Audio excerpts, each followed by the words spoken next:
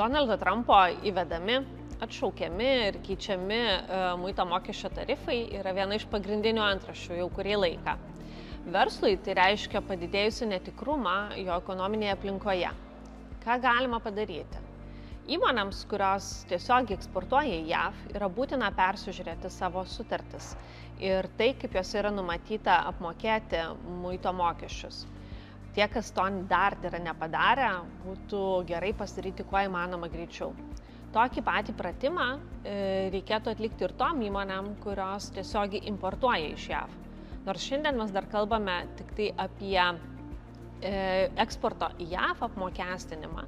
Tačiau jeigu Liepos mėnesį Trumpas paliks galioti ES įvestus tarifus, sulauksime ir atsakomosios reakcijos iš ES, kuo pasekoje bus įvestas mokestis ir iš JAV į Europą įvežamams prekiams.